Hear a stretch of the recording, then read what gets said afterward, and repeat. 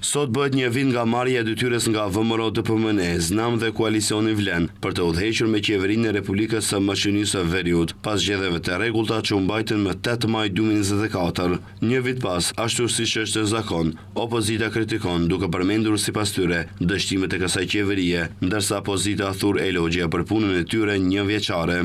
Koordinatori i grupit parlamentar të Frontit Evropian Blerim Bexheti ka renditur disa krahasime të kësaj qeverie me qeverinë e kaluar, kur BDI ka udhëhequr. Ai thotë se kjo qeveri është pa legjitimitet. Madje ka kujtuar kohën kur Fronti u anashkalua nga VMRO për koalicion, edhe pse kishte fituar me vota.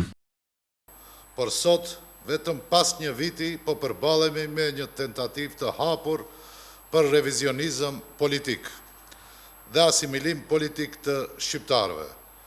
Ende pa mbyllur kutitë e votimit, Mickovski dhe VMRO-DPMN vendosën se kush do të përfaqësojë shqiptarët. Jo vota e shqiptarëve, por vullneti i tij. Ata premtojnë ta kthejnë shtetin e marrë nga shqiptarët dhe po e bëjnë me përpikmëri dhe me shumë sukses, duke hasur një përkraje të heshtur nga Vleni pa legjitimitet. Akuzat e njëjta për qeverisë njëvjeçare ka drejtuar edhe partia opozitare maqedonase LSDM, të cilët e theksojnë se pas një viti të qeverisë së re, situata me ekonominë është alarmante. Sipas LSDM-s, Maqedonia e Veriut është e poshtëruar ekonomikisht.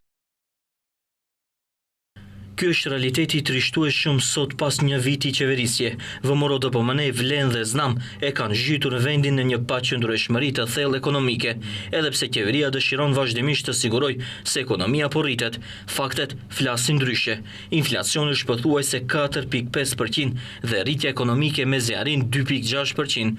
Por herë të parë, vendi ka një rezultat negativ ekonomik më të keq se viti i luftës 2001. Ndërkaq, kështu nuk mendon numri 1 qeverisë Christian Mickovski. Ai thotë se kjo qeveri për një vit ka bërë shumë, duke përmendur rritje të pagave, të pensioneve dhe, siç thotë, zhvillimi është i mundshëm. Brenda një viti, kemi rritur pensionet dhe pagat, po ndërtojmë rrugë. Kemi mbi 1.2 miliard euro investime të huaja dhe 1.000 oficer policie të punësuar. Ende kemi shumë punë për të bërë. Zhvillimi është i mundur dhe i arritshëm, më e mira ende nuk ka ardhur. Frytet e punës son do të ndihen ende. Në të njëjtën vit qëndron edhe koalicioni Vlen. Koordinatori i grupit parlamentar të Vlenit, Bekim Qoku, thotë se për herë të parë, shqiptarët me Vlenin në qeveri gëzojnë status të meritueshëm në institucione shtetërore. Me Vlenin në qeveri nuk ka më 20 vjet me Vlenin në qeveri nuk ka më që me 20 vjet përvoj pune dhe ende bashkëpunëtor të ri. Neve dim se janë diku 800 avancime që po bëjnë në mbar administratën, vetëm në kuvent janë 7-8 avancime që janë bërë kohën e fundit, që kanë qenë me 15 vjet me si bashkëpunëtor të ri. Por kemi shqiptarë të cilët gëzojnë dinjitet në vitin e parë të qeverisjes tonë. Pra ka një dallim të jashtëzakonshëm mes dy qeverive të ndryshme.